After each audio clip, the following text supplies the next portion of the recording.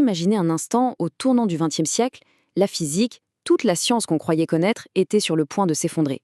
Les lois qui décrivaient notre monde depuis des siècles ne marchaient plus face à un seul mystère, la lumière. Et de cette crise est née une véritable révolution. Pas juste une petite correction, non, une réécriture complète des règles de l'espace, du temps et de la réalité. C'est cette histoire qu'on va explorer aujourd'hui, l'histoire de la transformation de Lorentz. Alors, comment on va explorer ça? On va suivre cette histoire en plusieurs étapes. D'abord, on va voir pourquoi les anciennes règles du jeu se sont soudainement retrouvées dépassées. Ensuite, on découvrira la solution géniale de Lorentz, puis on plongera dans ses conséquences complètement folles sur le temps et l'espace, jusqu'à voir comment tout ça a redéfini notre vision d'univers lui-même. Allez, on commence avec un petit truc tout simple, une situation que tout le monde peut s'imaginer. Un train avance à 100 km/h.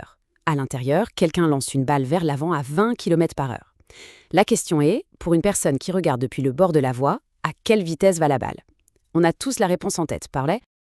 Bon, pour la balle, la réponse est évidente, bien sûr. 100 plus 20, ça fait 120 km/h. C'est du gâteau. Ça relève du bon sens. Mais, et c'est là que tout bascule, si on remplace la balle par un faisceau de lumière, si on allume une lampe de poche dans ce même train, à quelle vitesse va la lumière? C'est précisément à ce moment que notre bon sens nous lâche et que notre histoire commence vraiment.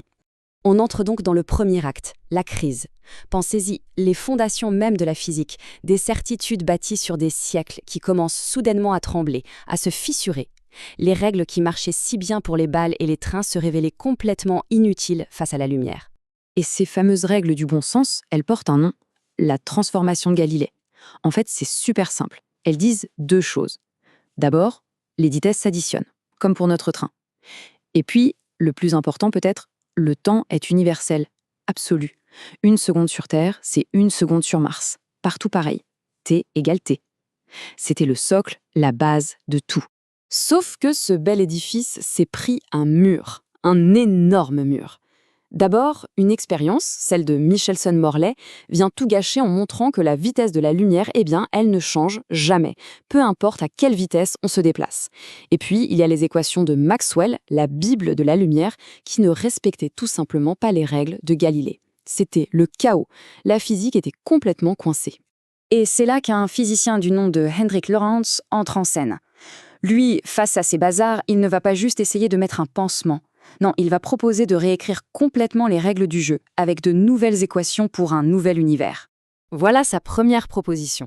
Bon, à première vue, ça ressemble beaucoup à ce qu'on connaissait déjà. Mais regardez bien, il y a ce petit symbole bizarre, ce gamma. C'est le fameux facteur de Lorentz. Un petit détail en apparence, mais c'est lui qui va absolument tout changer. La clé du mystère, elle est là. Mais le vrai coup de génie, l'idée qui a tout fait basculer, la voilà. Lorentz n'a pas seulement touché à l'espace, il a fait l'impensable. Il a écrit une nouvelle équation pour le temps. Fini l'horloge universelle qui tourne de la même façon pour tout le monde.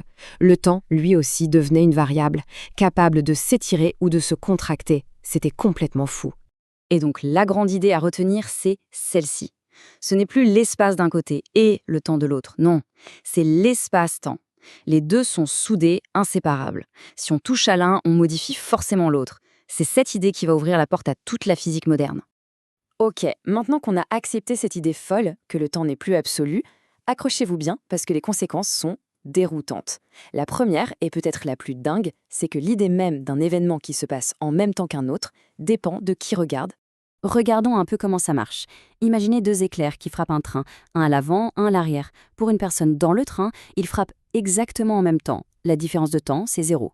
Mais si on applique la formule de Lorentz pour quelqu'un sur le quai qui regarde le train passer, eh bien, comme les éclairs ne frappent pas au même endroit, ce petit bout de formule V delta x' sur c carré n'est plus nul. Et le résultat, pour la personne sur le quai, les deux éclairs ne sont pas simultanés. Incroyable, non? La deuxième conséquence est encore plus célèbre, la dilatation du temps. L'équation nous dit que le temps passe littéralement plus lentement pour un objet qui se déplace très vite par rapport à un observateur.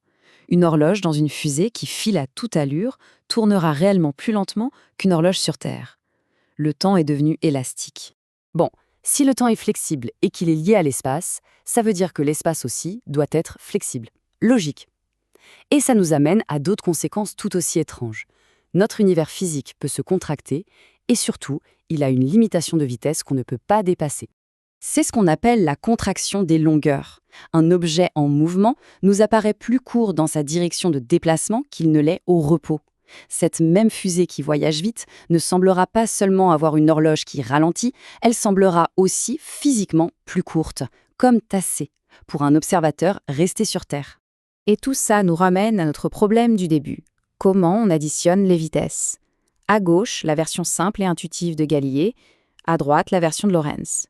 Ok, elle a l'air un peu plus compliquée, j'avoue, mais elle a une propriété magique, peu importe les valeurs qu'on utilise, tant qu'elles sont inférieures à la vitesse de la lumière, le résultat sera toujours inférieur à la vitesse de la lumière. Cette formule, c'est la solution à notre paradoxe de la lampe de poche. C'est la nouvelle règle universelle. L'ancienne addition de Galilée n'était en fait qu'une approximation, qui ne fonctionne que pour les vitesses ridicules de notre quotidien. On arrive maintenant au dernier acte. En assemblant toutes ces pièces, la simultanéité qui est relative, le temps qui se dilate, l'espace qui se contracte et la nouvelle loi des vitesses, on découvre une image de l'univers radicalement différente et bien plus étrange que tout ce qu'on aurait pu imaginer. Alors, pourquoi est-ce que tout ça nous paraît si bizarre? Pourquoi on ne le remarque pas tous les jours? Tout simplement parce qu'à l'échelle des vitesses qu'on connaît, une voiture, un avion, la différence entre les équations de Galilée et de Lorentz est si minuscule qu'elle est indétectable. Quand la vitesse est très petite par rapport à celle de la lumière, le facteur Lorentz est quasiment égal à 1 et on retrouve nos bonnes vieilles règles. À notre échelle, Galilée avait raison.